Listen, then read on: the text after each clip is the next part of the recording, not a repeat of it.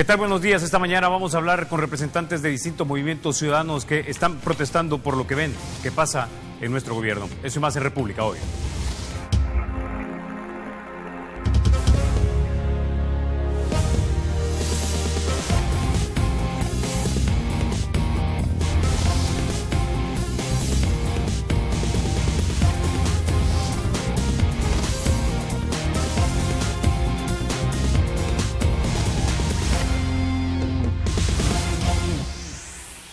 Si el pueblo llega a no estar atento a los asuntos públicos, tú y yo, el Congreso Federal, las asambleas estatales, los jueces y los gobernadores, todos nos convertiremos en lobos que depredan los intereses de los ciudadanos, añadiría yo.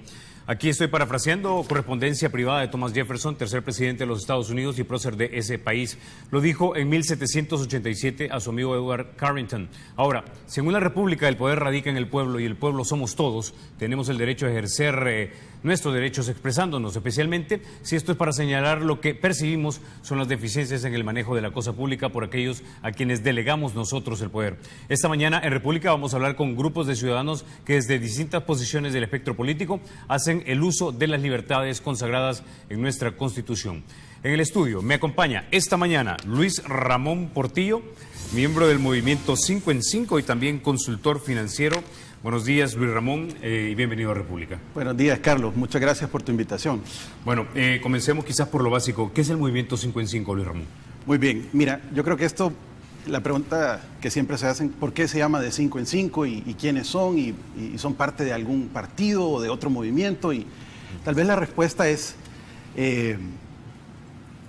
no es lo que la gente espera. No somos algo que ha venido siendo planeado por mucho tiempo. Somos un movimiento de ciudadanos que nació de una iniciativa muy interesante. Primero nace en las redes sociales, porque a través de una conversación casual el 28 de agosto, mi hermano José le dice a sus amigos de la red social, miren, ¿saben qué? ¿Por qué hablan siempre en plural cuando dicen que no tenemos valor para exigir que las cosas cambien? ¿Por qué no dice yo soy el que no tengo valor? Y a partir de eso inicia un intercambio entre amigos en la red social y se ponen de acuerdo para que 3 amigos vayan a alzar su voz libremente, pacíficamente, al redondel Beethoven el pasado 5 de septiembre. Deciden hacer una invitación por la red social y por la gracia de Dios eso se convirtió en un movimiento y una concentración de miles de ciudadanos, más de 2,000 ciudadanos llegaron el pasado 5 de septiembre. ¿Y por qué de 5 en 5? Quiero llegar ahí. Lo que se dijo es, mira, ¿sabes qué?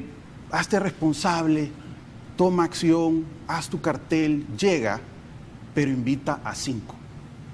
Pero no solo la invitación de, ahí te cuento de algo, sino que háblales por teléfono, ve por ellos si es necesario, haz lo que sea para que tus 5 lleguen. Yo creo que eso fue parte del éxito del 5 de septiembre. Que es, no solo los ciudadanos dijeron, yo sí puedo, no necesito a nadie más, no necesito un líder que me guíe, yo voy a llegar y hacerlo. Fue lo primero. Y segundo, dijeron, yo voy a traer 5. Entonces, el movimiento de 5 en 5 se llama precisamente por ese espíritu emprendedor y ese espíritu de llamar a la acción, pero también de involucrar a los demás. Ok, y ahora, Luis Ramón, intuyo que tú básicamente ya tienes toda tu vida adulta a partir de los acuerdos de paz de 1992. ¿Qué es lo que no te ha gustado luego de ese cuidadoso análisis que intuyo has hecho de todos los gobiernos que han existido desde 1990 para acá?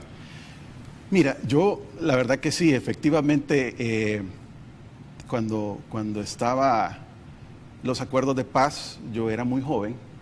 Te quiero decir que incluso gobiernos previos a los acuerdos de paz creo que tienen muchas cosas que no hicieron bien. Y desde que lo firmamos, esos acuerdos, no solo dejamos atrás muchos temas de institucionalidad, eso para nosotros en el movimiento es crítico. No se construyeron las bases de instituciones fuertes que pueden garantizar que la partidocracia existente funcione y trabaje para el pueblo. Es decir, hoy lo que vemos es que la clase política ha estado viviendo a expensas de vender odio, de polarizar, de hacer divisiones entre hermanos. Y eso fundamentalmente nos mueve a decir, ya no queremos ver eso.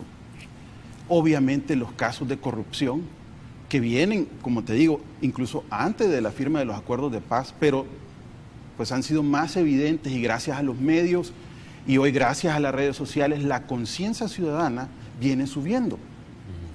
Yo te diría que cuando yo estaba más joven, fundamentalmente no entendía que no era solo un partido, el de mi preferencia, el que estaba en lo correcto y el otro el que hacía lo malo. En la medida que hemos ido madurando, entendemos que tenemos un sistema donde dentro de todo el espectro político hay abusos, hay corrupción y no se están trabajando por las soluciones integrales al tema de la corrupción. Tenemos impunidad galopante, tenemos, por supuesto, una sociedad que ya está cansada y dice, miren, esta violencia que tenemos no la están solucionando. Yo creo que todo eso nos lleva a decir, ¿saben qué? La democracia es fundamental en nuestro país. Las instituciones que velan por esa democracia se tienen que fortalecer. Y la democracia típicamente se puede caracterizar en dos vías de pensamiento. La representativa, que es la que nosotros hoy gozamos, y que desafortunadamente no está funcionando muy bien, porque nuestros representantes no están haciendo su trabajo. Y ahí no hablo solo por los que yo no voté. Ahí hablo por los que voté y por los que no voté. Ninguno de los dos está haciendo su trabajo adecuadamente. ¿Tú crees que se están aprovechando nada más del Estado y de repente los privilegios y las posiciones que esto les da tanto de un partido como de otro partido? Es que no solo se aprovechan del Estado, que sí lo están haciendo, se aprovechan de los ciudadanos. ¿A qué me refiero? Cuando a ti te han vendido por 20, 30 años que el enemigo es el que se pone una camisa de un color u otro, eso para mí ha sido la estrategia de los grandes partidos y también de los pequeños para lograr que los salvadoreños nos ataquemos unos a otros y no que solucionemos el problema. Ese es uno de los principios que de 5 en 5 ha propuesto. Tenemos varios principios de actuación, pero uno de ellos es el respeto y decimos nosotros no atacamos personas, nosotros combatimos problemas. En la forma que nosotros queremos desmontar la corrupción y evitar que haya impunidad, está al centro el respeto por los demás, la unión y la reconciliación del país. Y eso pasa por no atacar a personas individuales, no atacar a un gobernante o a un exgobernante, sino atacar y combatir el problema de corrupción. Porque nos han puesto una venda y poco a poco, a través de nuestro movimiento, queremos irla quitando. No va a ser fácil. Y la venda es una venda que solo deja ver lo malo de las personas que piensan diferente a ti. Es decir, básicamente lo que te entiendo me dices es que uno de los grandes problemas que tenemos en El Salvador es la polarización, porque si son de los míos no veo que de repente no es infalible o que puede ser corrupto. Pero también quiero ir un poco más allá. Quiere decir que para el movimiento 5 en 5, estas dos frases no deberían tener ya cabida en la vida del país. La primera, El Salvador será la tumba donde los rojos terminarán. Y la siguiente, revolución o muerte, venceremos. Mira, para nosotros es chocante que en el año 2015 cualquier partido político, cualquier político esté pidiendo la muerte de un hermano salvadoreño. Te voy a decir lo siguiente. Yo estoy seguro que cada salvadoreño que nos escucha hoy, que nos sintoniza hoy, tiene un primo, un hermano, un padre o una madre que tiene un pensamiento político distinto. Y entonces nos vamos a suscribir los ciudadanos a una marcha o a un lema que pide que maten literalmente a tu hermano, a tu primo, a tu mamá. No. Yo creo que esos son temas del pasado, son temas que ya los debimos de haber superado y no hay justificación de ningún tipo para seguir vendiendo ideologías que nos lleven a la confrontación y a la polarización. Justificación lógica. Claro que está la otra que te dije. ¿Cuál es? Eso le ayuda a los partidos políticos a mantener bandos, a mantener fans o fanáticos, no sé cómo llamarle, para que me defiendan cuando yo hago algo malo, para que ataquen a mi contrincante. Eso tenemos que desmontarlo y eso es fundamental dentro de los valores y principios de nuestro movimiento de 5 en 5. Ok, ahora entiendo entonces que, por ejemplo, ya aterrizando el tema en el funcionamiento de nuestro sistema político, hay, digamos, cargos y posiciones con los que ustedes estarían inconformes en la manera en que han funcionado. Podemos hablar tal vez de 3 o de 2, de la Corte de Cuentas, por ejemplo, o de la Fiscalía General de la República. Por lo menos 2. Tal vez quiero terminar de elaborar el tema de la democracia. Entonces, la democracia representativa, la cual está vigente en nuestro país y que no funciona adecuadamente, es una opción. Y la otra opción es la que el movimiento está promoviendo, que es la democracia directa, que algunos la interpretan como referéndums, pero no es solo eso, sino que es la participación directa del ciudadano para alzar su voz pacíficamente, según lo establece el artículo 7 de la Constitución, que nos permita expresarnos. Eso es lo que estamos haciendo. ¿Y qué estamos diciendo? Es precisamente lo siguiente. En los temas de corrupción, vemos que hay por lo menos 3 elementos básicos que tienen que funcionar juntos. Uno es asegurarnos que las elecciones del fiscal general de la República y el presidente de la Corte de Cuentas de la Nación no tengan los vicios que tiene hoy. ¿A qué nos referimos? Nos referimos a que son los mismos partidos los que eventualmente fuesen juzgados por un fiscal los que eligen a este. Entonces ahí yo me pongo a pensar, y lo hemos debatido en el grupo bastante, ¿qué tal si nosotros tenemos un grupo de ovejas y ese lobo, el que elige el pastor? Se la van a comer. Eso es lo que nos está pasando. Nosotros quisiéramos que se reformara la forma en que se elige el fiscal, pero también quisiéramos, ya que está pronto la nueva elección de fiscal, que los candidatos a fiscales se pronunciaran con nuestro segundo punto. ¿Cuál es nuestro segundo punto? La formación de una comisión internacional contra la impunidad. ¿Por qué? Porque creemos que un profesional que quiere llegar a hacer cambios y que quiere limpiar la mesa y que quiere recursos y que quiere evitar la política de persecución de casos, se vendría beneficiado de una comisión internacional que le aporte recursos, que sea apolítica y que le traiga conocimiento. Entonces, en ese tema, no solo pedimos la reforma de cómo se eligen al fiscal y al presidente de la Corte de Cuentas, sino también pedimos la formación de una comisión internacional contra la impunidad. Es decir, en este momento ustedes básicamente tiraron la toalla en cuanto a credibilidad con las instituciones que actualmente deberían vigilar al propio sistema político. No hemos tirado la toalla con las instituciones, creemos que las instituciones tienen que ser fortalecidas, es decir, no creemos que se tiene que crear algo diferente a lo que existe, creemos que tiene que reformarse la forma de elección y tienen que funcionar mejor. Entonces, en ese sentido, creemos que necesitamos toda la ayuda posible. Estamos ante una crisis de corrupción. La impunidad es galopante. ¿Y por qué no recibir ayuda? Cuando hemos tenido crisis, hemos recibido ayuda internacional. Cuando hemos tenido catástrofes, terremotos, hemos recibido ayuda internacional. Así estamos hoy. Hoy tenemos crisis, catástrofes, sequía, inundación, de corrupción. Entonces necesitamos ayuda internacional. Okay. Eso es lo importante. Listo, con eso ya nos quedamos. Vamos a la pausa. Cuando regresemos vamos a hablar un poco acerca de los señalamientos que le hicieron al Movimiento 5 en 5. Ya volvemos. Bueno, Luis Ramón, en su momento cuando estaban organizando ustedes esta marcha, algunos funcionarios del gobierno dijeron que ustedes eran parte de un movimiento desestabilizador ligado al partido Arena. Y a esto voy a sumar algo que sucedió durante la marcha y lo pregunta Elías Peraza.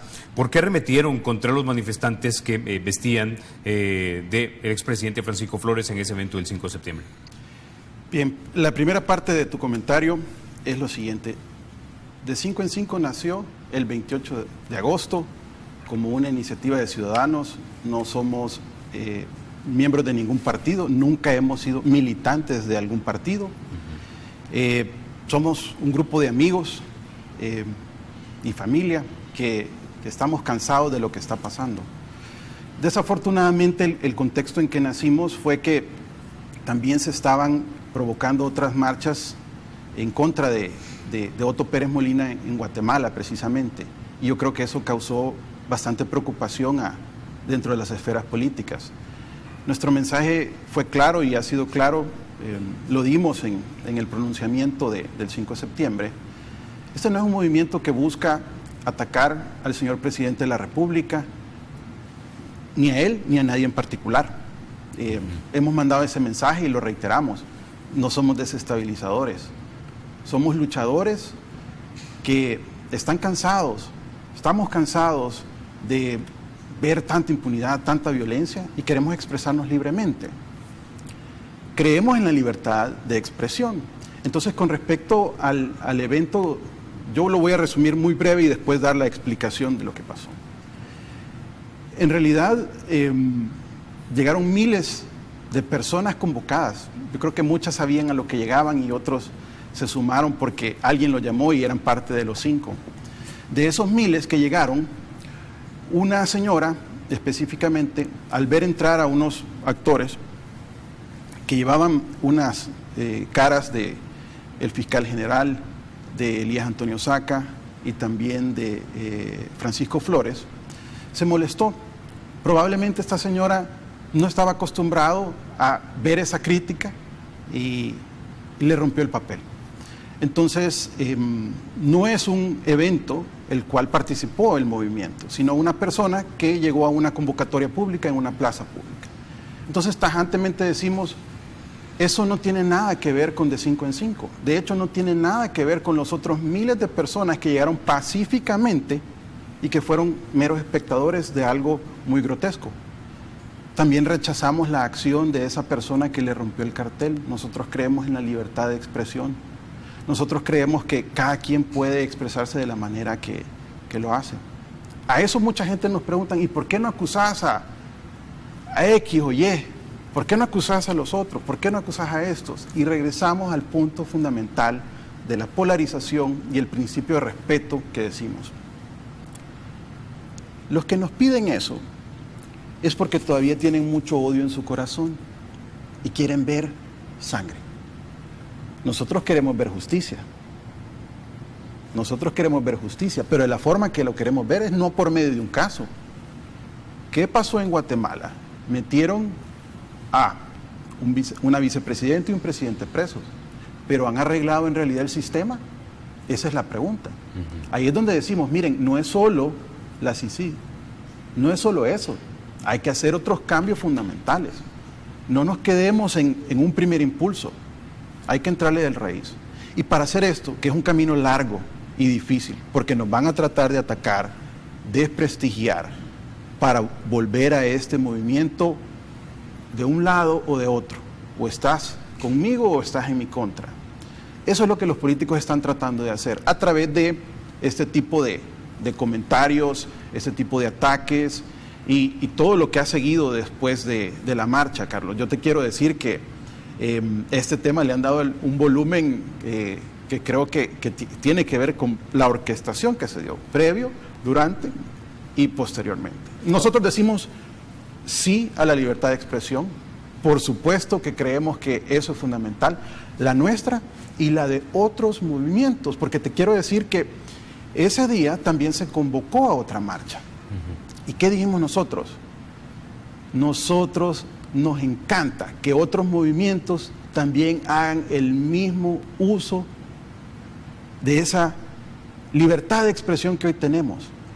Y si ellos tienen algo que decir, es excelente que lo digan. Nosotros promovemos a que todos los ciudadanos, no solo los que están con de 5 en 5, se pronuncien en contra de estos temas y de cualquier otro que ellos quieran tener. Pero fundamentalmente promovemos la libertad de expresión.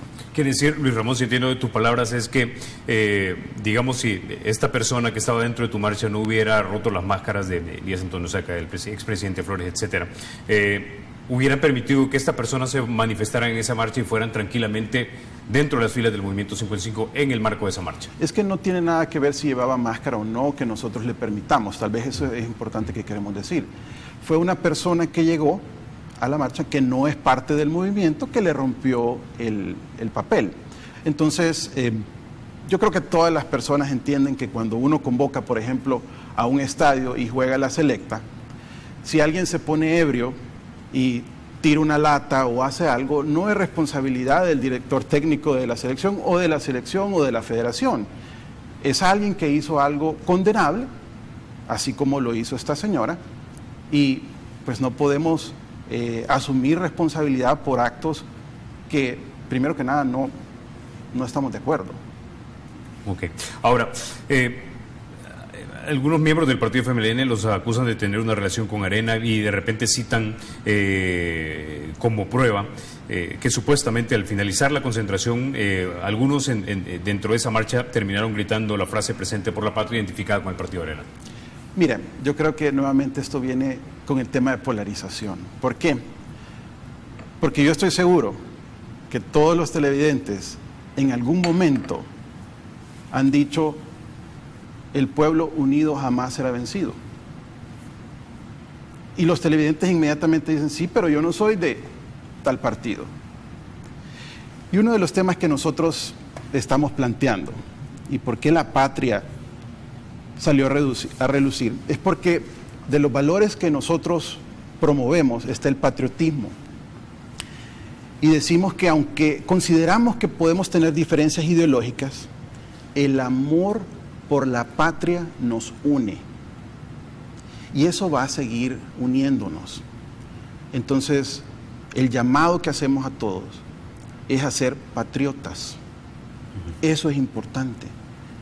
No le hacemos un llamado a que deje sus ideologías, no queremos desideologizar a la gente. Queremos decirle: ¿sabe qué?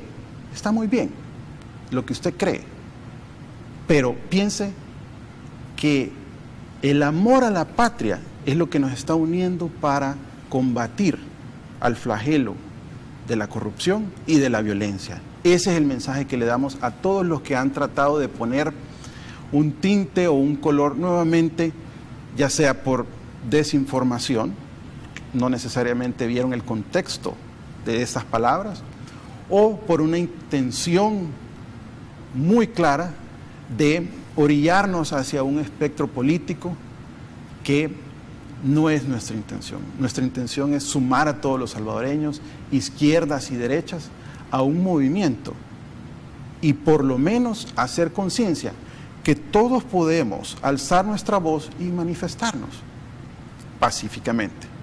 Ese es un tema especial para nosotros, pacíficamente.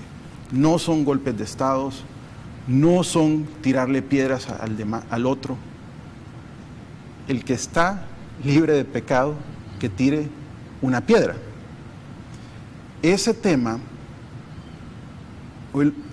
yo te quiero hacer la siguiente reflexión. Normalmente esa expresión la hace la persona que está defendiendo su actuar. Uh-huh. Es un mal uso de las escrituras. Es un mal uso. El verdadero uso o la verdadera intención que se interpreta de Juan 8:7 tiene que ver con el corazón blando que tenemos que tener nosotros para con nuestros hermanos, y la reflexión que tal vez nosotros somos parte del problema y podemos ser parte del problema participando de corrupción, que no son muchos, pero también callando cuando vemos o se identifican indicios de corrupción. Eso es importante, eso está en el corazón de nuestros valores. Entonces, les queremos decir a todos, no le vamos a tirar piedras a nadie en particular. Sí vamos a luchar para combatir un sistema que tiene que mejorarse. Creemos en las instituciones, pero no en la forma en que están funcionando.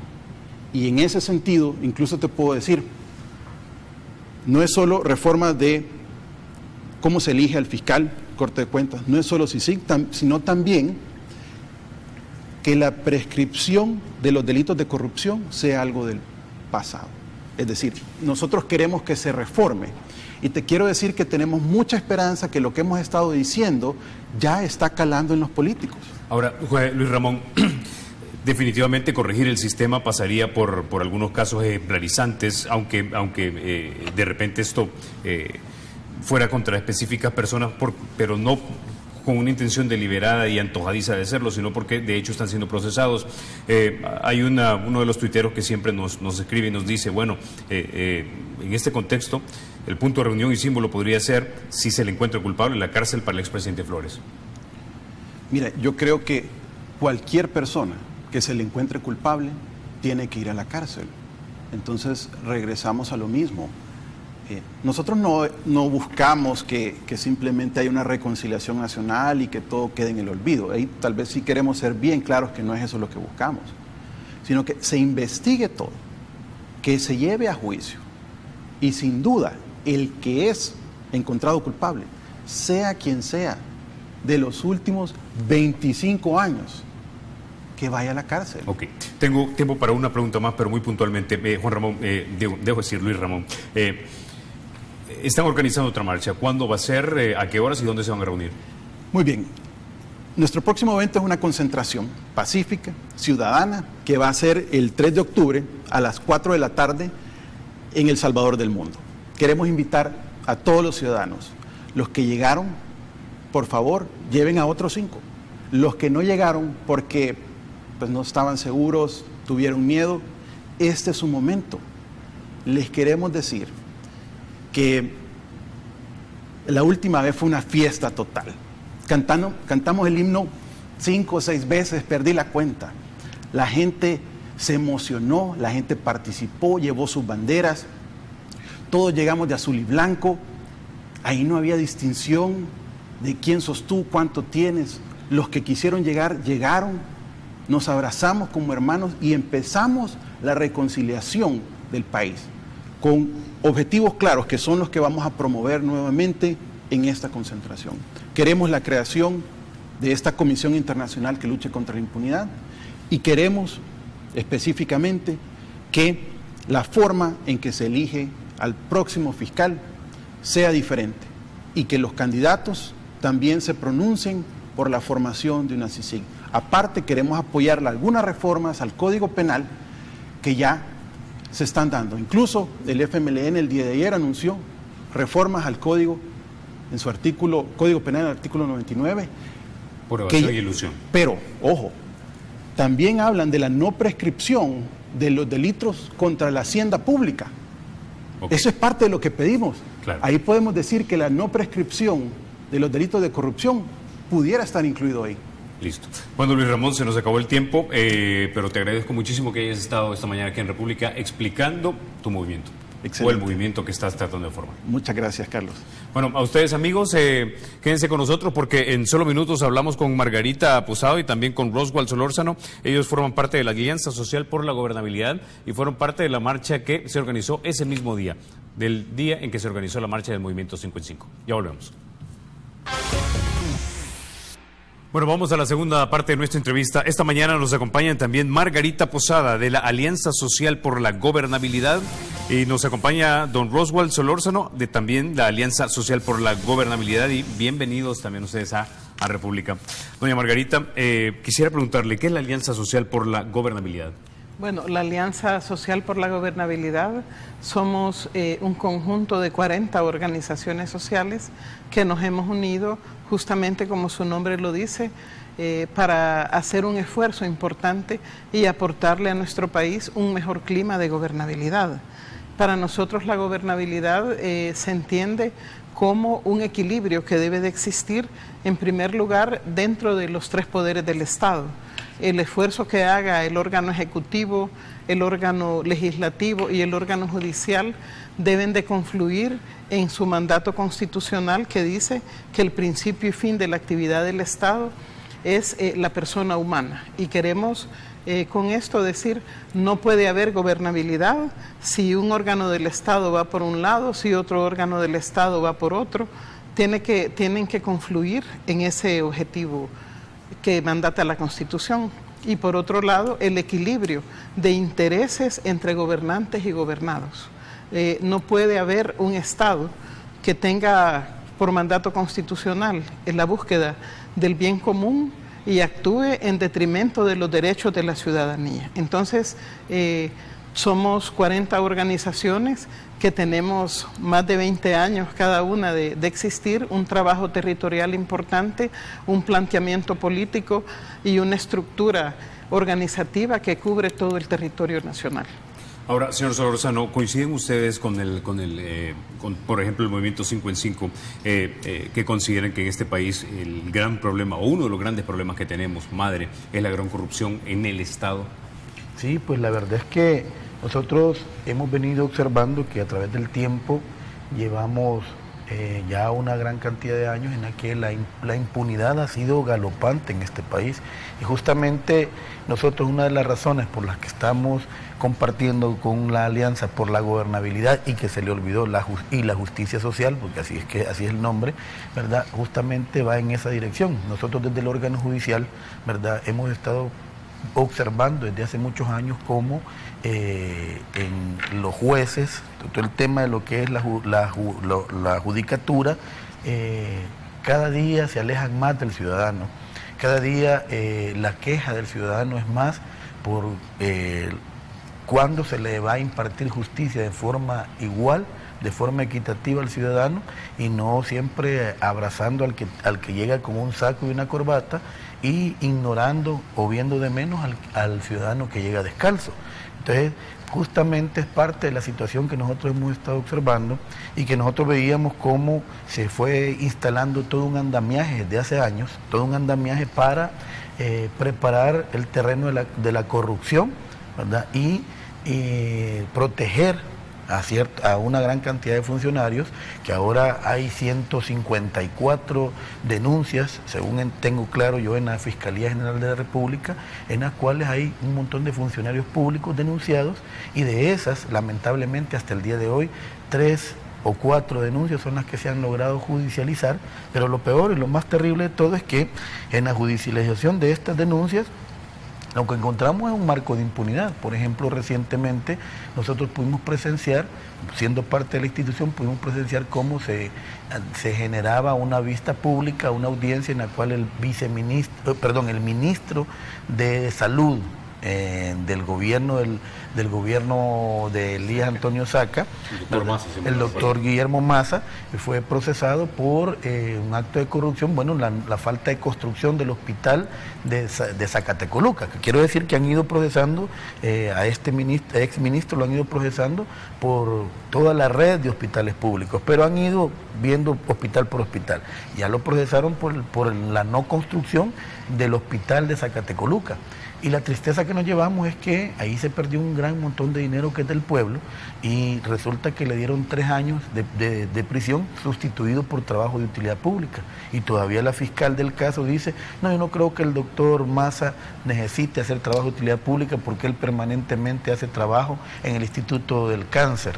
Entonces uno ve cómo la impunidad, cómo es posible que de repente nosotros vemos en el órgano judicial que llegan capturados 2 personas, que no estamos diciendo que no esté bien, pero que llegan capturadas 2 personas porque los detienen por estar robando, roban 2 celulares, roban 2 carteras y los procesan, y uno de ellos es condenado a 8 años y el otro es condenado a 14 años.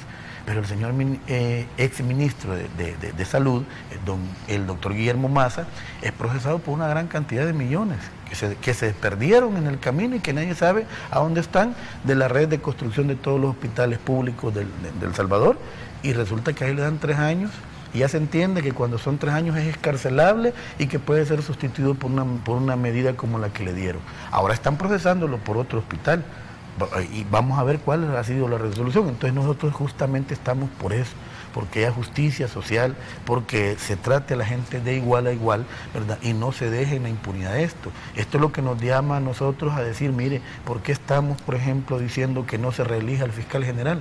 Justamente porque hemos podido precisar cómo el fiscal general ha protegido a los grandes y ha dejado a su desmedro a los pequeños. Entonces uno dice, bueno, tenemos un fiscal, el fiscal que es el abogado del pueblo, no actúa igual para unos como para otros. Vamos a hablar definitivamente de la elección de fiscal un poquito más adelante, porque esto es algo en lo que coinciden tanto ustedes como el Movimiento 5 en 5. Pero ahora quiero parafrasear al doctor Salvador Arias, quien es también amigo de República. Él en su libro, El Manual de Corrupción de Arena, él detalla la manera en la que se fue creando una corrupción sistémica, una plataforma, pero intuyo que esa plataforma aún no se ha desmontado. ¿Ustedes estarían de acuerdo también en exigir transparencia a este gobierno, así como que se empiece a hacer más transparente lo que sucedió en el primer gobierno del FMLN? Bueno, para nosotros, como alianza, nuestro trabajo y nuestro objetivo va más allá de la corrupción, ¿verdad? Cuando hablamos de justicia, por ejemplo, nosotros creemos que en el país debemos de cuestionarnos y debemos de trabajar también para que haya una mejor redistribución del ingreso. Oxfam, una agencia internacional, acaba de hacer un diagnóstico en donde plantea que el 80% de los ingresos nacionales le quedan a 160 familias. O sea, ¿cómo vamos a tener un clima de seguridad y de justicia con esos niveles de inequidad? Para nosotros el tema va mucho más allá y tiene raíces estructurales, ¿verdad? Lo que nosotros vemos como reflejo de eso es un clima de inseguridad, una institucionalidad del Estado que siempre ha estado pues en favor de favorecer a estos intereses económicos del gran capital, y es para nosotros esa agenda también la que debemos de ir valorando, visibilizando. En términos de exigencia de transparencia, yo creo que aquí algo importante es esto. El Estado salvadoreño tiene 3 poderes. El órgano ejecutivo, que a través de sus ministros día a día da cuenta de su accionar, y eso lo vemos a diario. Hay de aquel ministro que no atienda a los medios y que un posicionamiento, un problema, no lo haga público. Tenemos una asamblea legislativa que la gente critica mucho. ¿Por qué la critica? Porque también conoce de su accionar. Cada sala, cada comisión de la Asamblea Legislativa tiene un área de prensa, y cuando se reúne, la prensa tiene absoluto acceso a las reuniones de cada una de las comisiones. Es más, hay un canal legislativo que permite que la población vea en televisión toda la reunión de la plenaria, y la gente sabe cuándo es la plenaria, el jueves o el miércoles. La gente está enterada. ¿Qué se está discutiendo en la Comisión de Salud? ¿Qué se está discutiendo en la Comisión de Medio Ambiente y Cambio Climático? Todo se maneja porque se transparenta de esa manera. Pero nosotros tenemos un órgano judicial que en nuestro análisis es el más gris de los 3 poderes del Estado, y es el órgano judicial. La Corte Suprema de Justicia es inaccesible para la prensa. No hay, la gente ni siquiera conoce cuántos magistrados tiene la sala. La gente no sabe cuántos magistrados tiene la Corte, cuántas salas existen, cuánta gente compone cada una de las salas, que son números diferentes de magistrados. La gente no sabe. A mí me preguntan cuándo es la reunión de la Corte Plena. Yo, como ciudadana que no estoy ahí, no lo sé. Entonces, ¿por qué la Corte Suprema de Justicia no transparenta su gestión? Cuando hablamos de demandar transparencia, lo demandamos de los 3 órganos del Estado, porque la construcción de la democracia pasa justamente porque toda la gestión pública sea transparente. Yo le voy a hacer mención de un caso que es reciente, el caso de la medicina vencida que se utilizó en el hospital de Soyapango. Para poner un caso concreto, la Dirección Nacional de Medicamentos, como un ente del órgano ejecutivo, hace una investigación, hace un hallazgo y lo hace público. Lo hace público. Eso nosotros anteriormente jamás lo hubiéramos visto. que un órgano del Estado le ponga el dedo en la llaga a otro órgano del mismo Ejecutivo y que diga, miren, aquí ha pasado esto. Ya que mencionó esto, también hubo un par de casos en el último año, y siempre en el contexto de la transparencia. Se formó una comisión para investigar al expresidente Flores, y creo que lo hemos mencionado en este programa repetidas veces y reiteradamente. Menos tal vez hemos tocado el caso del expresidente de la Asamblea, Sigfrido Reyes, que también algunos movimientos lucían como irregulares y que de repente para alguien que no es afín al partido del FMLN, ameritaban que se viera también una comisión para investigarlo. Pero también el periódico digital El Faro reportaba acerca del enriquecimiento, el que lucía también irregular, debo decir, de algunos amigos empresarios del círculo interno del expresidente Funes. Deberíamos investigarlos a ellos también. Absolutamente. O sea, si aquí nosotros queremos evadir la corrupción, si nosotros aquí queremos evitar y de manera estructural que todo aquel que delinca y que utilice de manera irregular los fondos del Estado debe de ser investigado y debe de ser sancionado. Pero, ¿qué pasa? Aquí ha habido, como ya Roswell lo dijo, investigación del delito. Ha habido investigación del delito. ¿Y qué ha pasado? En el caso de Selenel, ¿cuál ha sido la actuación de la Fiscalía? Llegar al juicio, cambiar la tipificación del delito para decir, bueno, es que ya con esta tipificación ya prescribió y hasta aquí llegamos, vea. Entonces, ¿cuál es el mensaje? ¿Cuál es el mensaje que se da? Y debemos de romper con que si es de un partido no se debe de investigar, si es de otro partido se debe de investigar. ¿Cuál ha sido el modus operandi de la corrupción? Dejar prescribir. Y eso ha sido incluso en el interior del sistema judicial. Hay jueces corruptos que tienen hasta 12 casos abiertos. ¿Y cuál es la actuación de la Corte? Dejar prescribir los casos y ni siquiera investigan a los jueces. Entonces, el modus operandi de la opacidad en la gestión pública es la prescripción. Okay. Entonces, así, en todos los órganos del Estado se llega a la misma actuación. Bueno, esto no se investiga, esto se investiga, y en base a eso también incluso se van dando como las negociaciones, ¿verdad? Bueno, yo no te voy a tocar a vos, ¿verdad? Pero vos tenés que darle los votos a este fiscal. Si no me das los votos para este fiscal, yo sí te voy a sacar los trapos. Entonces, eso no debe de ser. Ok. Como decía, nos quedamos, vamos a la pausa porque nos adentramos ya en el tema de esa gran corrupción. Vamos a hablar también del rol de la Fiscalía General de la República, de la Corte de Cuentas. Ya volvemos.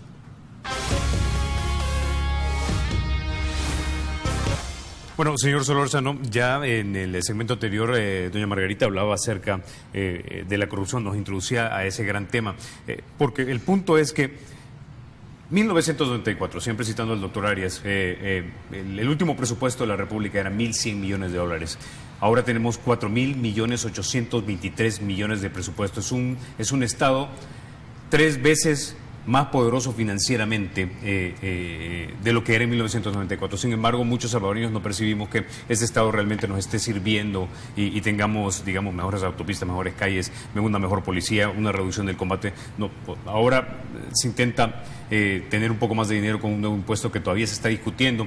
Es decir, mi punto es, hay esa gran cantidad de dinero. ¿Estamos satisfechos realmente con el nivel de transparencia? ¿Cómo se usan esos dineros por el Estado? Bueno, la verdad es que nosotros debemos de decir de que no podemos hablar de una satisfacción del nivel de transparencia que se tiene, porque en realidad todavía hay una gran cantidad de actos que no son transparentes. Por ejemplo, Margarita planteaba uno de los lugares de lo que es mi rubro, la Corte Suprema de Justicia. ¿Cuál es la transparencia en la Corte Suprema de Justicia?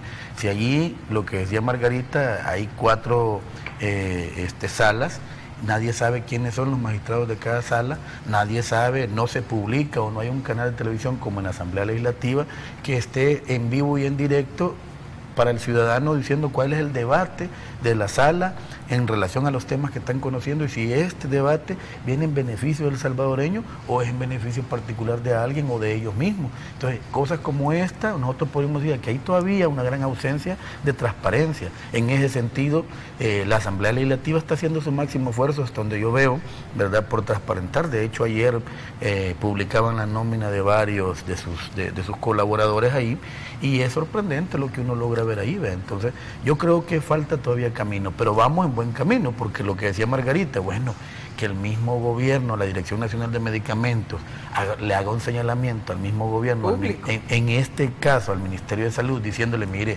hay medicamento vencido que lo están aplicando a los pacientes y no se puede jugar con la vida de un ciudadano. Yo creo que eso es importante, pero falta más. Lo que pasa es que en el país, en el pasado, hace muchos años, se estableció un andamiaje, todo el sistema estableció un andamiaje que montó todo un sistema preparado y diseñado para que cuando este tipo de cosas, cuando el ciudadano se cansara de tanto abuso, de tanto irrespeto por parte del gobierno y empezar a exigir y a reclamar, lo que encontrar es que las mismas instituciones del Estado estaban listas para defender el status quo, la forma de cómo se han venido haciendo las cosas en el país.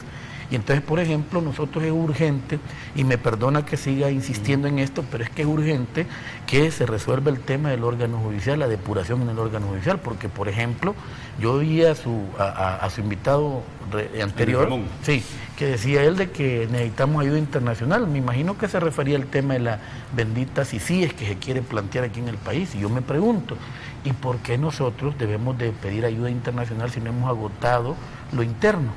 Me refiero a que si hay voluntad de depurar el órgano judicial, por ejemplo, tendríamos buenos jueces probos, jueces correctos, que van a sancionar, sea de derecha, sea de izquierda. Ahora, o sea de centro. ¿Ustedes creen entonces que solamente con la presión pública que se ejerce, digamos, a través de la plataforma que le dan este tipo de programas a ustedes, se puede lograr que el sistema funcione sin necesidad de que haya una fuerza extranjera o internacional o paralegal, digámoslo así, que venga y nos diga, señores, ustedes tienen que hacer esto? Es que hay un principio, perdón Margarita, es que hay un principio en el derecho, y como aquí estamos construyendo un Estado de Derecho, hay un principio en el derecho, y el principio es que usted debe agotar la vía interna.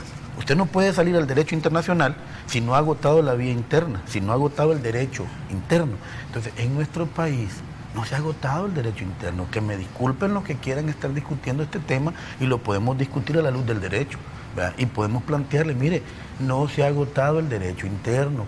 ¿Cómo vamos a salir afuera del país si no hemos hecho lo propio? O sea, ¿qué quiere decir esto? Que usted necesita reparar su casa, pero usted pone todo su esfuerzo, que usted hace todo lo que esté a su alcance para lograr reparar su casa y ponerla bonita. Okay. Pero de repente ya no puede, y entonces necesita la ayuda. Quiero ir aquí con doña Margarita para que toquemos un poco el tema de el que debería estar a cargo de empujar este tipo de investigaciones para que nuestro Estado fuera más transparente, que es el fiscal general de la República. Pero antes de eso quiero hacerle una pregunta porque me llamó poderosamente la atención una columna de opinión que usted escribió en El Colatillo, en el que decía que a pesar de las coincidencias, entendí yo, que se podría tener con el movimiento 5 en 5, las calles son para el pueblo y no para la burguesía. No es la burguesía y el pueblo ciudadanos de una república y por lo tanto tienen los mismos derechos para poder ejercerlos. El problema es que no tenemos los mismos intereses.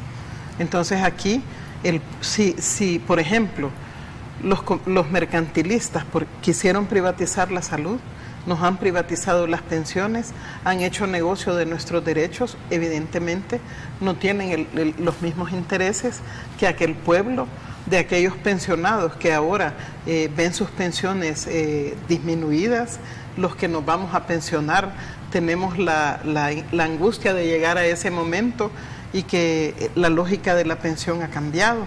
Entonces hay intereses distintos. Pero ¿no cree que hay entonces miembros de esa burguesía, porque intuyo que incluiría a Luis Ramón dentro de esa burguesía, o le llama burguesía peyorativamente a ese grupo de personas que maliciosamente se aprovechan del Estado?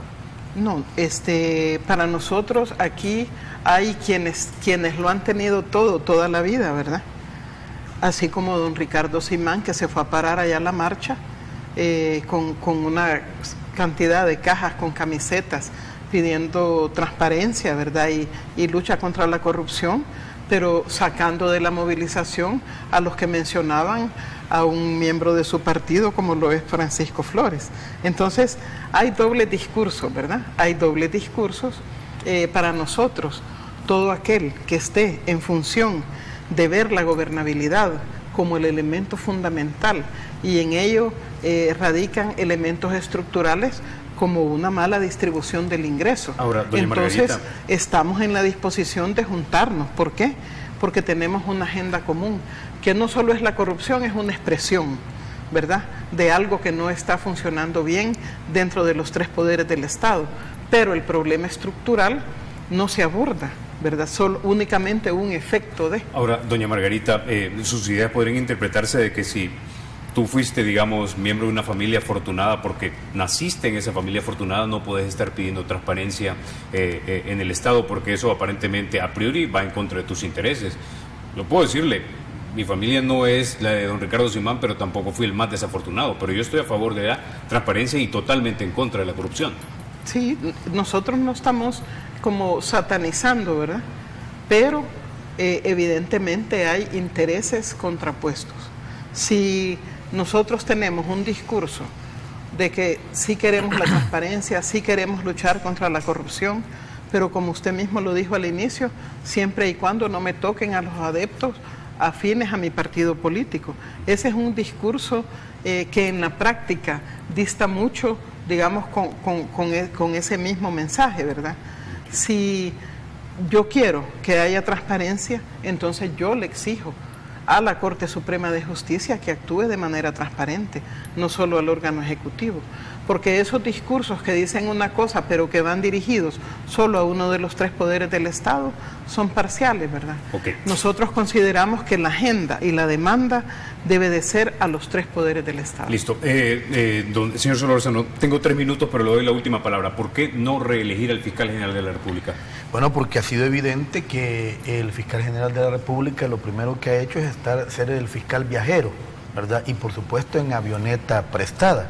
Y cuando uno revisa quién le presta la avioneta, uno se da cuenta que era un imputado, ¿verdad?, que estaba siendo procesado por la Fiscalía General de la República, quien le prestaba periódicamente la avioneta. Entonces uno se pregunta, ¿cómo es eso que el fiscal general de la República, el abogado del pueblo, viaja en avioneta prestada y esa avioneta es de una persona que estaba siendo procesada? Que yo no estoy diciendo que esa persona es culpable o no, porque no se determinó, pero el mismo fiscal manifestó que esa persona ya no estaba siendo perseguida. ¿Por qué razón está haciendo eso? La otra cuestión, mire, cuando se da el caso de Francisco Flores, ¿cuál es el problema de presentar la denuncia por lavado de dinero? Pero él se ha negado reiteradamente. Otra cosa, ya perdió los expedientes. De repente, exactamente, de repente, mire qué extraño que solo en el caso de Francisco Flores se han perdido los documentos, los expedientes, toda la información que ha venido para robustecer la prueba, se ha perdido en la Fiscalía General de la República. ¿No le parece sospechoso eso? Si el fiscal general fue